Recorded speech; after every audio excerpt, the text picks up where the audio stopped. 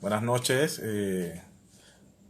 Vamos a esperar nuevamente que se conecten nuestros seguidores para dar inicio con la entrevista de la noche de hoy que tenemos con el licenciado Cajar, en el cual estaremos abordando temas de mucho interés en materia de un análisis desde el punto de vista internacional, el cual ha sido el impacto de la pandemia COVID-19 a los distintos países. De igual manera, el licenciado Cajar es editor del diario La Estrella de Circulación Nacional en la República de Panamá y nos abordará temas también referentes al rol del periodismo en medio de esta pandemia COVID-19. Vamos a esperar que el licenciado Cajar se conecte, creo que ya está conectado. Vamos a hacer el enlace para dar inicio con esta entrevista que tenemos la noche de hoy. Vamos a enviarle la solicitud, licenciado.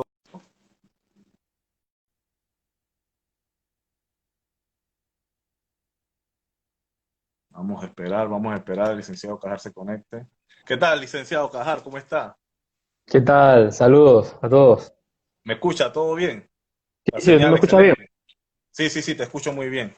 Bueno, antes de iniciar la entrevista del día de hoy, agradecernos a todos los que sintonizan nuestra página Contacto 507, la cual nació debido a esta situación que se ha dado a nivel mundial, licenciado Cajar, como medio alternativo para llevar noticias desde el punto de vista de las ciencias sociales, para que las personas puedan ser instruidas con los temas de actualidad, los cuales se dan en nuestro país y a nivel mundial. El licenciado Cajar es egresado de la Universidad de Panamá, de la Facultad de Administración Pública, de la Escuela de Relaciones Internacionales. De igual manera cuenta con un posgrado en docencia superior.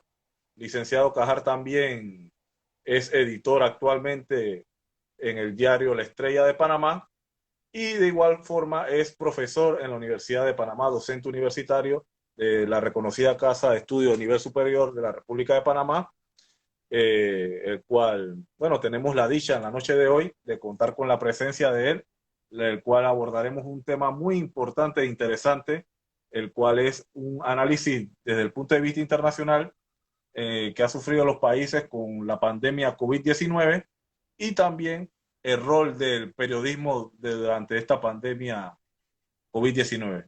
Bueno, para entrar en materia, licenciado Cajar, ha sido un año difícil para el concierto de las naciones del mundo. Una pandemia que ha golpeado los cimientos de las estructuras sanitarias, sociales, Ujú. económicas de los países, pero una crisis sanitaria mundial también que ha reflejado una crisis de gobernanza a nivel mundial de los distintos gobiernos en el mundo que han mostrado respuestas insuficientes a la hora de combatir el virus COVID-19, Ujú. poniendo en duda y poniendo intereses a veces hasta personales o económicos por delante de esta situación, que es un tema que aqueja a nivel mundial. Denos su opinión referente a esta situación. Bueno, primero que todo, gracias por la invitación a ustedes a Contacto 507. He seguido ahí en su canal y tienen buen material y yo creo que en este momento de crisis es fundamental tener espacios, digamos, alternativos que puedan contar un poco la situación que se está viviendo ahora, que es crítica y complicada. Entonces, agradecido por la invitación, Carlos, y al equipo de 507. Pues bueno, no, para poder analizar el punto de vista internacional la cuestión del impacto, digamos, de la pandemia, habría que partir, digamos, de la premisa de que la crisis que tenemos actualmente no nace con el COVID-19. O sea, la crisis no empieza con la pandemia. Ya el mundo transitaba en un momento de tensiones geopolíticas, de crisis económica y en el cual algunos modelos económicos, esquemas de orden geopolítico estaban siendo puestos en cuestión. Podríamos, digamos, ver el caso, digamos, de los Estados Unidos, que está en un proceso digamos, de pérdida de hegemonía en el mundo, es decir, de pérdida de poder político, de pérdida de prestigio internacional, de pérdida de soft power, que es, digamos, la capacidad de influencia que pueden tener no militar en otros gobiernos, y a la aparición de otros actores políticos, de China, de India, de Rusia, que digamos que vienen un poco a disputar el escenario internacional. Entonces, aparte de eso, también había una crisis económica que es un arrastre del año 2008. En el año 2008 hubo un estallido desde el punto de vista financiero, una crisis financiera, y esto más o menos los gobiernos occidentales pudieron salir de esta crisis, pero eso no, digamos, como la lógica capitalista es de cíclica, de crisis en crisis, nosotros, la pandemia llega a un momento en el cual ya se venían acumulando esas situaciones. También había un desgaste de muchos gobiernos, en el caso de América Latina, había un desgaste de muchos gobiernos llamados progresistas o de izquierda, y que al final, en la práctica, cuando llega la pandemia, se traduce en un golpe a todos esos cimientos que ya estaban débiles. Y ha hecho aflorar, digamos, unas caras que estaban un poco escondidas o maquilladas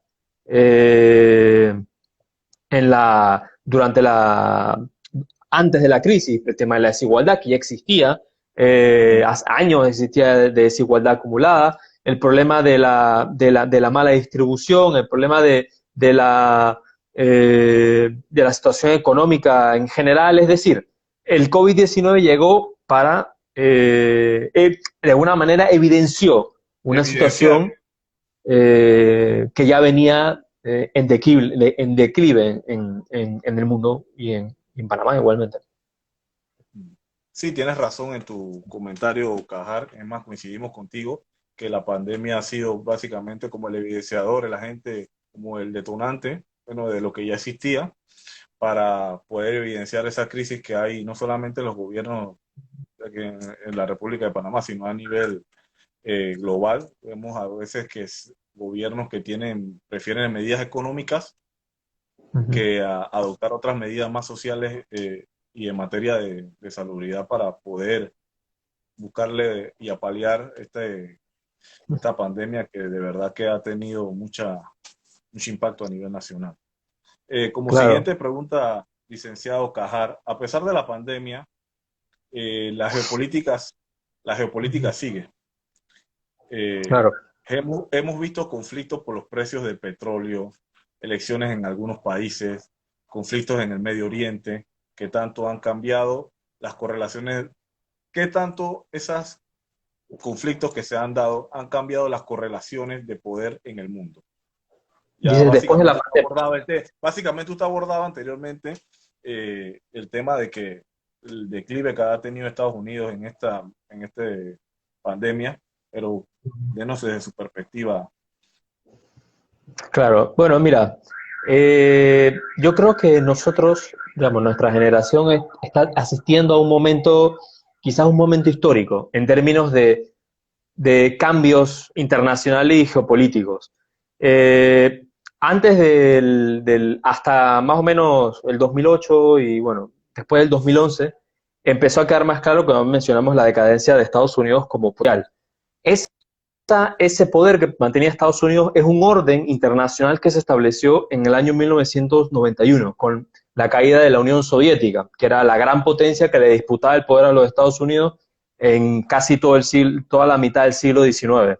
Antes de que Estados Unidos se constituyera como potencia del mundo, es decir, se estableciera ese orden manejado por este país, había una disputa entre la Unión Soviética y Estados Unidos, es decir, había un orden bipolar. El mundo prácticamente está dividido en dos.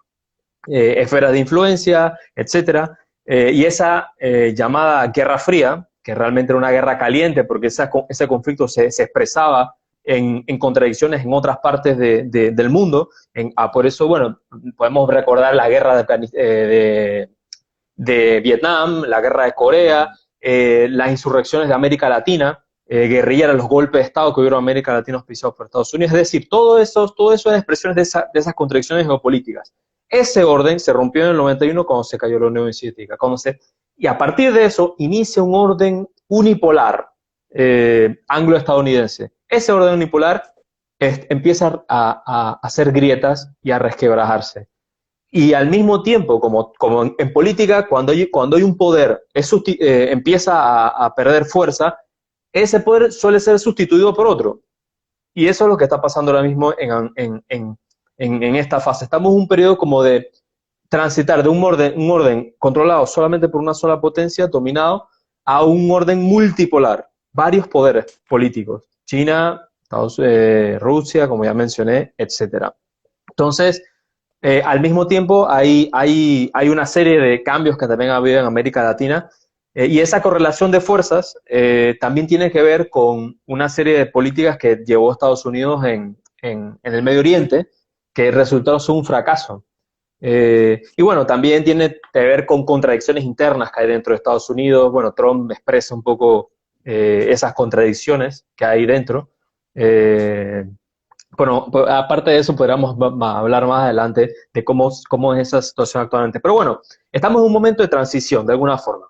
Y la pandemia lo que ha hecho, que ya venía de antes, la pandemia de alguna forma está como acelerando ese proceso.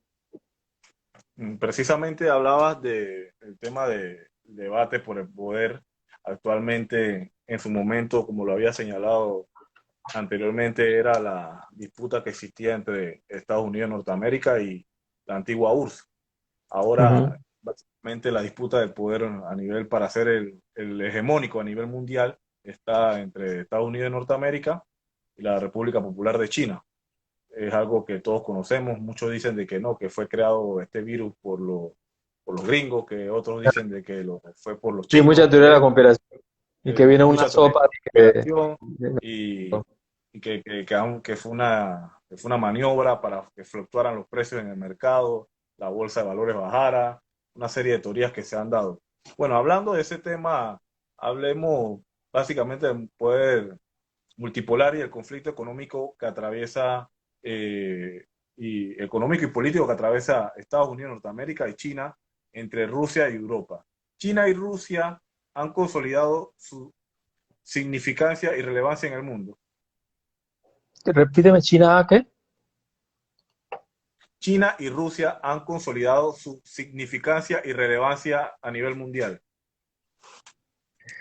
No, sin duda, sin duda, sin duda. O sea, habíamos hablado anteriormente de que Estados Unidos tenía un control casi monolítico, digamos, no solamente del orden político, sino también de lo económico. Mucho antes, durante la Segunda Guerra Mundial, Estados Unidos salió como gran victorioso, digamos.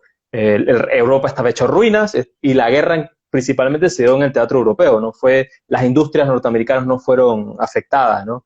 Entonces, Uh -huh. bueno, este resurgimiento de Rusia tiene que ver un poco con que Rusia ha tratado de ocupar otra vez el espacio geopolítico que, entre comillas, digamos, le correspondía cuando estaba la antigua Unión Soviética. Todavía son potencias, digamos, son potencias globales, pero, por ejemplo, si lo vemos desde el punto de vista de los números, o sea, Estados Unidos sigue siendo la principal potencia del mundo en lo militar. China no supera, nada más tiene una base en el Cuerno de África, y Rusia no supera quizás las 10 y pico bases que tiene fuera, bases militares, fuera de su territorio. En cambio, Estados Unidos tiene más de 500 bases conocidas. La mayoría está en Europa, hay bases en Asia, hay bases en África, tienen presencia militar en América Latina, en Honduras, en Colombia, con lo cual eh, Estados Unidos sigue controlando el poder del punto de vista militar. Del punto de vista económico, en cambio, China le ha aventajado muchísimo con esta apertura que hizo desde el año 70, en el cual de una economía totalmente estatizada, con Deng Xiaoping planteó la idea de esto que ellos llaman socialismo de mercado. Bueno, ellos no lo llaman así, ellos llaman socialismo con características chinas, que realmente, si tú hilas fino, te das cuenta que es como una suerte de capitalismo de Estado. Se puede criticar, se puede debatir qué puede surgir de eso, pero lo cierto del caso es que ha tenido una capacidad productiva enorme. Y más de 500 millones de chinos han salido de la pobreza en los últimos 40 años, con un costo ambiental y social enorme, porque, digamos, hay muchas fábricas chinas que hay superexplotación, etcétera. Pero bueno, con el tema de la globalización, muchas de las compañías norteamericanas terminaron en China produciendo. China antes era productor masivo de manufactura de todo tipo.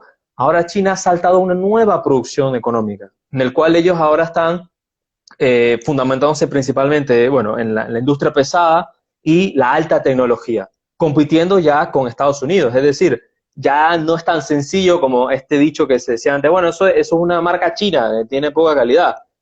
No, ahora mismo los chinos están produciendo altísima calidad del punto de vista comercial, del punto de vista material, y digamos, aparte de que una enorme parte de la deuda de los Estados Unidos está en manos de China, ha sido comprada por China. Entonces, en lo económico, China tiene una ventaja, leve todavía, pero todas las proyecciones apuntan a que va a superar a Estados Unidos en los próximos 10 años. En lo militar es cuestión de tiempo. Y en el caso de Rusia, si bien todavía es un país que depende mucho de los productos, de la producción de petróleo y gas, etcétera, o sea, es monoproductor, tiene una industria militar de la Unión Soviética y que después de la llegada de Vladimir Putin, pues eso se ha ampliado exponencialmente. Si eso puede, esa disputa de poderes puede terminar en un choque geopolítico o incluso un conflicto armado, esa es la gran duda. Interesante, interesante. La gran pregunta que todos tenemos, Cajar, ¿quién, quién en verdad fabricará la vacuna para poder apalear esta pandemia a nivel internacional? Ante esta situación, parece de que la vacuna va a representar casi como en la segunda parte de la Guerra Mundial, como si fuera la carrera espacial. ¿Quién enviaba a la Luna primero?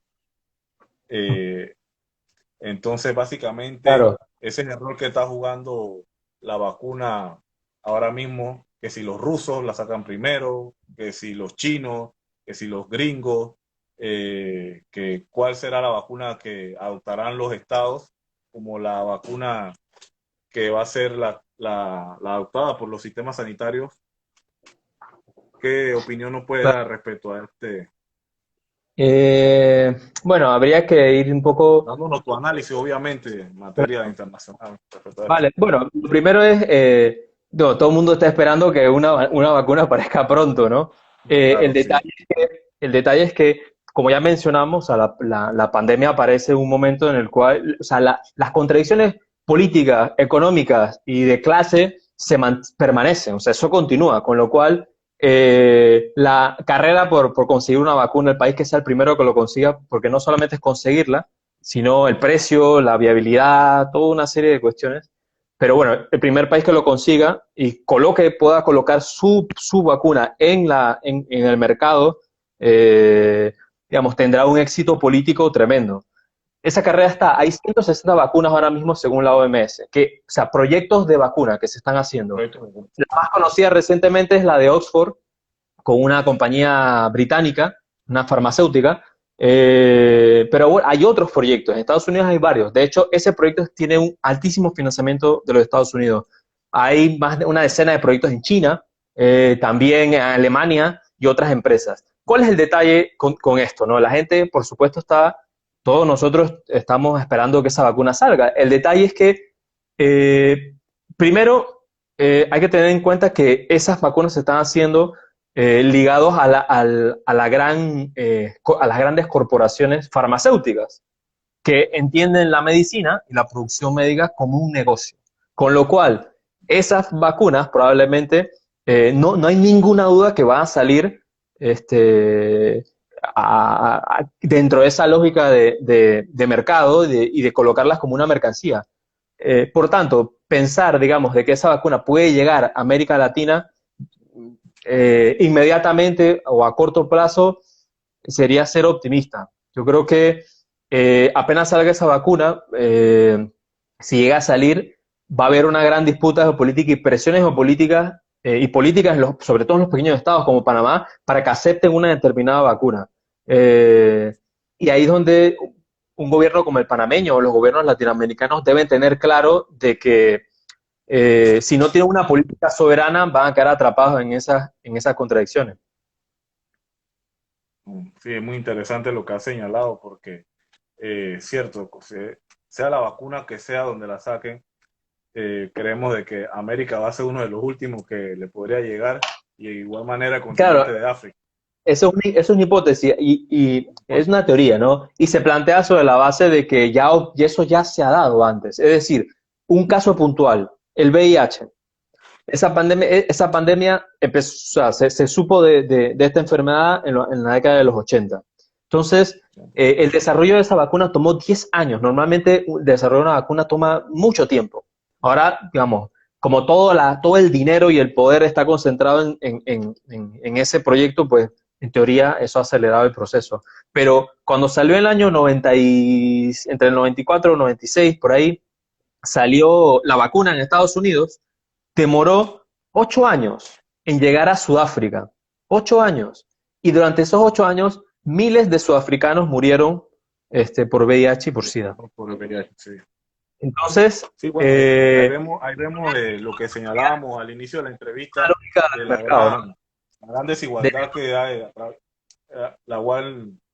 la desigualdad que enfrentan estos países, tanto en América Latina, quedó evidenciado, igual manera el continente africano, a la hora de que estas grandes potencias cierran filas, obviamente para apalear el virus a manera interna de- y garantizarle a sus ciudadanos eh, las medidas necesarias para poder combatir el virus.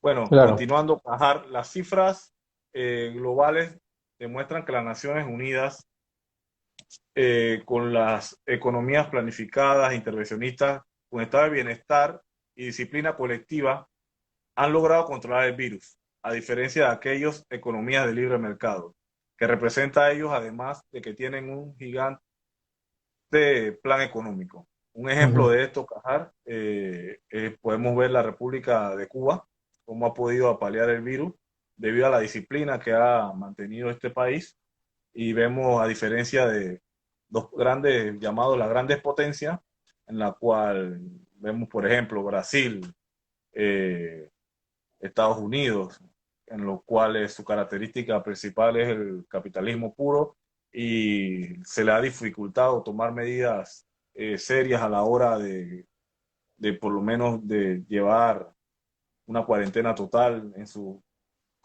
a nivel nacional, si no lo han hecho focalizadamente por estado. Entonces ujú, eso ha hecho de que el virus haya disparando las cifras. ¿Qué opinión tú nos puedes claro. dar respecto a eso, Cajar? Bueno, una de las claridades, digamos, que demostró esta pandemia es que eh, la salud privada fracasó en general, fracasó. ¿En qué sentido? Ponemos un ejemplo. En Panamá, el sistema sanitario público es el que ha resistido y ha dado respuesta a toda la crisis sanitaria. Eso no solamente en Panamá, en el resto del mundo. Y como bien tú planteas, es un hecho, digamos, que se ha demostrado con el tiempo, desde que estallara esta crisis en diciembre del año pasado, que los países que tienen unos, digamos, sistemas de salud públicos, gratuitos y de calidad, tienen más posibilidades de resistir la pandemia frente a otros países que no. Es el caso, por ejemplo, de muchos países de Europa que tienen estados de bienestar bastante sólidos, heredados, digamos, de la Segunda Guerra Mundial, etcétera, y que han podido resistir. Por supuesto, eso no es lo único. Tú puedes tener, es el caso de Italia o España, que a pesar de que tenían unos servicios sanitarios bastante aceptables, no comparados con los de Alemania o Holanda, pero las políticas que enfrentaron, que decidieron tomar durante la pandemia, pues eh, fueron erradas en muchos sentidos, ¿no? Tomar medidas de cuarentena muy tarde, ceder a los intereses, digamos, empresariales de no tomar medidas de restricciones, cierto tipo de restricciones que permitieran, digamos, contener un poco más esta pandemia. Y en el caso de América Latina es parecido. ¿Cuáles son los países que mejor han gestionado la crisis?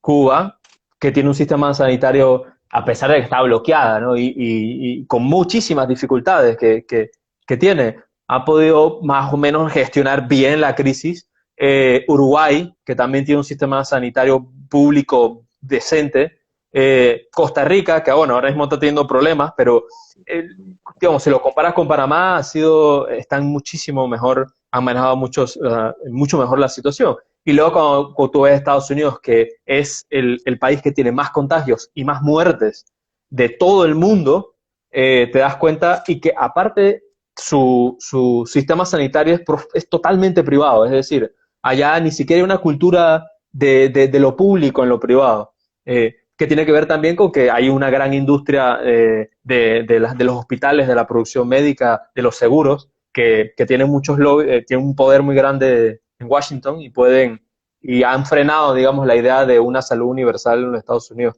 Con lo que hay mucha gente muriendo todos los días. Y por eso es que esto deja claro de que la gente no está muriendo solamente por el virus, o sea, está muriendo porque hay un sistema político y económico, un régimen político que no está atendiendo a los ciudadanos, no solamente en Panamá, en muchas otras partes del mundo. En Estados Unidos está claro, hay gente muriendo en sus casas, hay gente muriendo solos en hospitales sin insumos, sin máquinas para poder respirar. Y eso no tiene que ver con que los médicos no puedan, o una cuestión simplemente técnica, tiene que ver con un problema político. Sí, vemos el ejemplo también de Ecuador, que vemos de que dejan los cuerpos abandonados fuera de la casa, si no los avientan al mar, fosas comunes que se han creado en medio de esta pandemia, y es lo que ha dado, lo que señalábamos, pues ha evidenciado la crisis que hay de los modelos económicos, que, Ujú. bueno, nos hace un llamado a la reflexión para, bueno, cuando tengamos la opción, que son, acá en Panamá son cada 5 años, de elegir a nuestros gobernantes, no analicemos solamente la canción bonita o la bonita propuesta, sino estudiar la propuesta del candidato, Claro, la proyección, que vaya a los debates, que vemos de que a veces solamente y que no, que el jingle de campaña, que, que el partido más con los mejores colores y demás, pero al final el fondo, la esencia del proyecto que se quiere para el país es lo que importa y se evidencia en estos momentos de crisis, cuando se da y se evidencian los verdaderos líderes y cómo deben manejar el Estado y cuáles son las prioridades que deben llevar para los ciudadanos.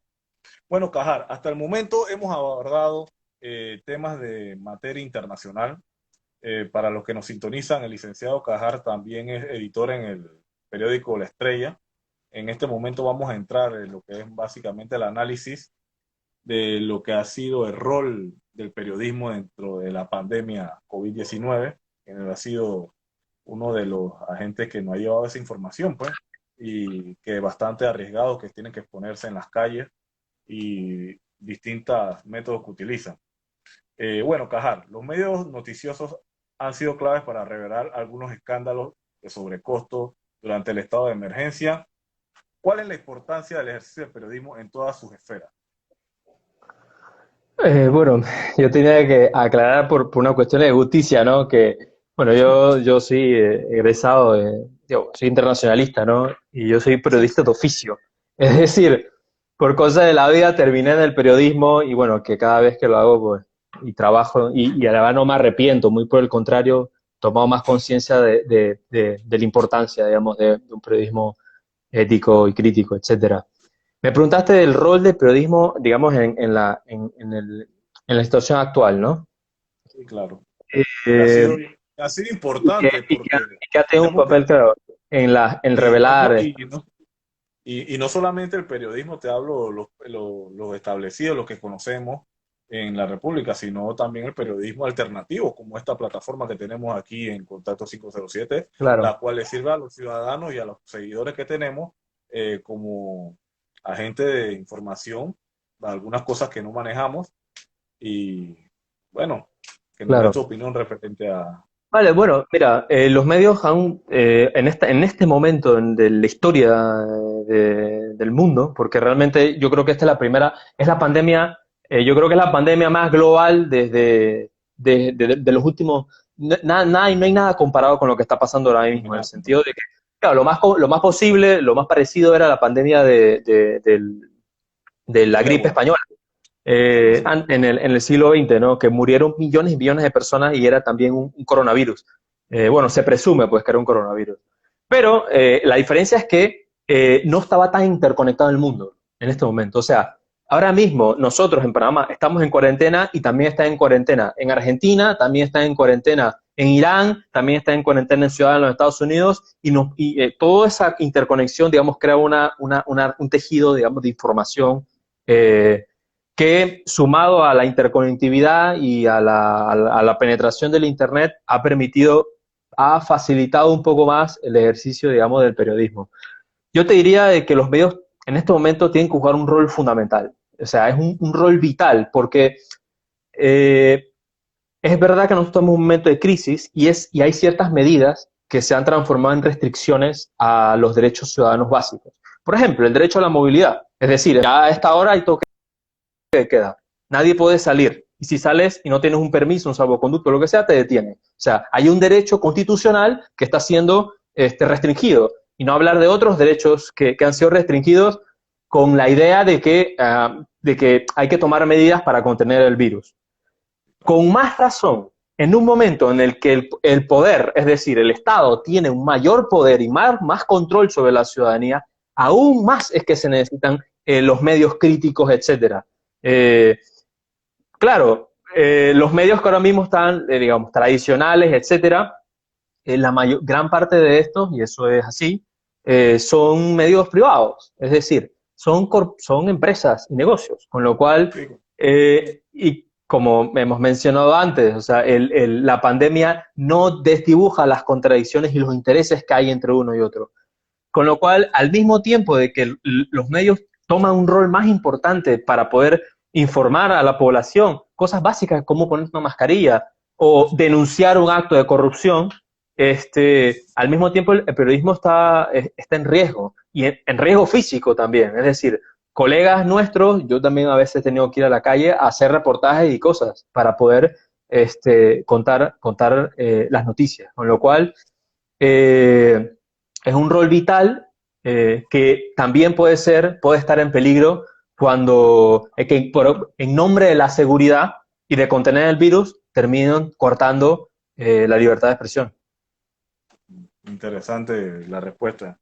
Es cierto, de verdad que los medios de comunicación en medio de esta crisis han jugado un papel fundamental para poder Para bien, permitir a las para personas. bien o para mal, Sí, para bien o para mal, porque como, o sea, hubo, si tú haces ya un análisis fino de qué posición tiene cada medio, ya tú te das cuenta más o menos por quién va. Eso pasaba antes, eso no es que eso es nuevo con la pandemia, como que lo hizo más evidente. ¿no? Y también podemos ver de que los medios han ayudado a contener algunos contratos que se querían dar, algunas situaciones, irregularidades que se querían dar por medio del gobierno nacional, en el cual el rol que ha jugado los medios de comunicación, debido a que obviamente, producto de la pandemia, no se pueden dar tipo de protestas y algunas manifestaciones y demás, pero sí como medida de presión también ha jugado su papel los medios de comunicación. Claro, yo creo que ahí pesa mucho, digamos, el rol de los periodistas, digamos, en el sentido de cuál es el rol que deben tener ahora mismo el periodismo. O sea, yo soy de la idea de que, por supuesto, es contar los hechos con ética y profesionalismo. Sí, claro. En mi caso, que tuve una opinión personal y, bueno, algunos colegas podrán, digamos, compañeros de los medios podrán estar de acuerdo o no, pero lo cierto es que yo soy de la idea de que hacer periodismo en este momento de la historia, es poner tu pluma, tu cámara y tu voluntad al servicio de la gente más vulnerable.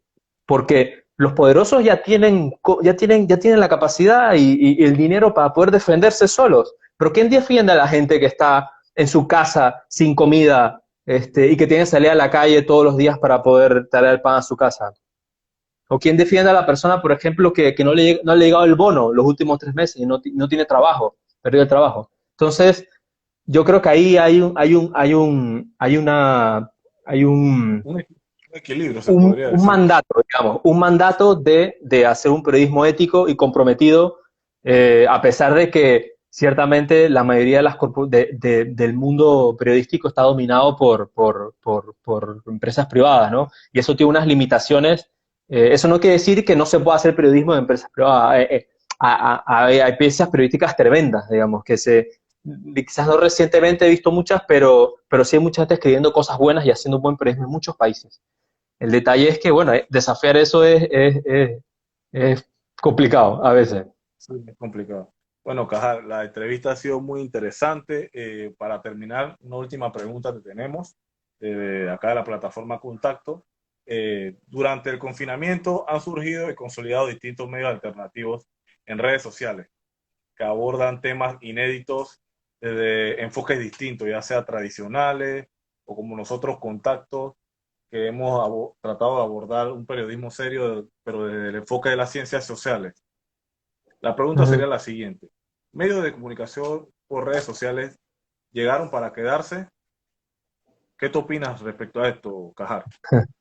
Bueno, eso es un debate que viene de mucho antes, ¿no? De el rol de los medios, digamos, cómo los medios tradicionales se han ido adaptando como pueden a la, a esta ola, digamos, digital que ha aparecido en muchos pequeños medios, y eso venía de mucho, incluso las redes sociales. Es decir, hace quizás de 10 años o 12 años, o un poco antes, para tú saber una noticia puntual o X, tú tenías que esperar a ver la televisión o esperar a escuchar la radio, etcétera, para poder informarte de que se rompió una tubería en no sé dónde, por qué razón se rompió o el pronunciamiento de X político. Ahora lo puedes ver en vivo metiéndote a la cuenta del político, directamente. O sea, eso ya no hace falta que los medios cuenten eso. Y esa inmediatez de alguna forma ha puesto como en un tren a los medios de permanentemente estar informando la inmediatez. Y se ha abandonado un poco, esa es mi lectura, a la gente, bueno, porque no está de acuerdo, pero se ha abandonado un poco algunos medios la cuestión de profundidad. Es decir, ahora hay como una regadera de información, mucha información, y hay sobresaturación de información, pero no hay un espacio, un medio, digamos, no hay suficientes medios que puedan procesar esa información, porque no es suficientemente tenerla, sino qué significa. Por ejemplo, si sale un pronunciamiento de un político sobre X eh, contrato, y al mismo tiempo después sale una información, una denuncia, es contrastar esos datos y de alguna forma eh, presentarlos con ética, con profesionalidad, con hechos, tratando de contactar a todas las voces, etcétera. Entonces, de alguna forma también es cierto que los medios digitales han llenado un espacio que no tenían los medios tradicionales, que ciertamente siguen líneas políticas. Es decir, no es mentira de que los medios tienen líneas editoriales y que responden a grupos económicos. Eso es así. O sea, no hay que esconder las cosas. Eh, pero al mismo tiempo hay un peligro, digamos, de esta volcar información en redes sociales sin ningún tipo de control, porque la idea de que pase por las manos de un periodista, de un medio, es que eh, se corroboren ciertas cosas, se contrasten ciertas cosas. Entonces, si eso no se da, entonces ocurre un fenómeno que es el de las fake news, que noticias falsas, ahora le dicen fake news, pero eso existía, siempre existió noticia falsa. Pero, ¿cómo tú puedes contrastar una noticia? La idea es que un medio serio la contraste y la corrobore. Y si está equivocado, eso tiene consecuencias, porque si tú presentas una noticia y esa noticia es falsa, a ti te puede caer perfectamente una demanda. Pero ¿a quién tú juzgas si un Twitter anónimo hace una denuncia loca de Internet? No hay forma. Entonces, eso no quiere decir que hay que restringir las redes sociales. Yo no estoy de acuerdo con eso, pero sí soy de la idea de que sí tiene que haber ciertas normas y ciertos controles. Y esos controles creo que no pueden de ser simplemente controles legales o, digamos, que el Estado los controle, porque el hecho de que haya medios públicos, estatales, no significa que sean medios que sean de la comunidad. Yo creo que la mejor forma es que haya medios ciudadanos. Entre más haya pluralidad de medios, por ejemplo, medios comunitarios en barrios, en provincias, eso ayudaría un poco más a romper los monopolios mediáticos. Y eso permitiría más voces. O sea, entre haya más voces, es más rico el debate. Y al final esto es una cuestión y por supuesto más, o sea, de pluralidad. Y también es una cuestión de libertad de expresión. Yo creo que hay un detalle clave al final, que es que, digamos, si el periodismo sigue, el periodismo, digamos, y la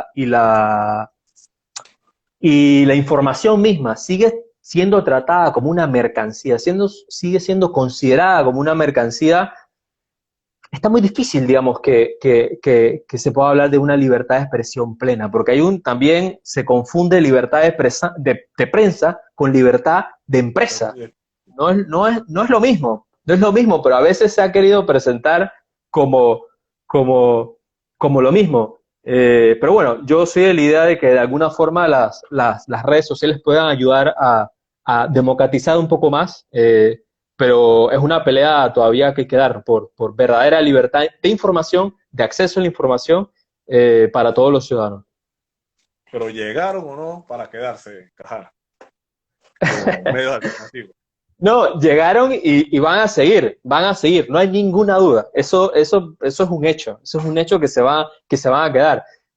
Hay un detalle, mira, antes decían de que cuando apareció la televisión iba a decir que la radio desapareció. 2000, y la televisión empezó en los años 40, por ahí, más o menos. La radio tenía poco más de 30 y pico de años. Hoy se sigue escuchando radio en todo el mundo. Ya han surgido otras radios digitales, o unas cuestiones, bueno, los podcasts que también son, digamos, se distribuyen y se escuchan en todo el mundo. Es decir, yo no creo, lo que sí yo creo que sí tiene fecha de caducidad son la prensa escrita e impresa. Eso sí lo veo, para mí es cuestión de tiempo que bueno, yo trabajo en un medio impreso y yo disfruto mucho la idea de agarrar el papel y ver, ¿sabes? Pero eso es cosa del pasado ya. Nadie o sea, gente de nada más de cierta edad va a comprar periódicos. La mayoría coge su teléfono y busca todos los titulares. Ese tipo de cosas puede desaparecer.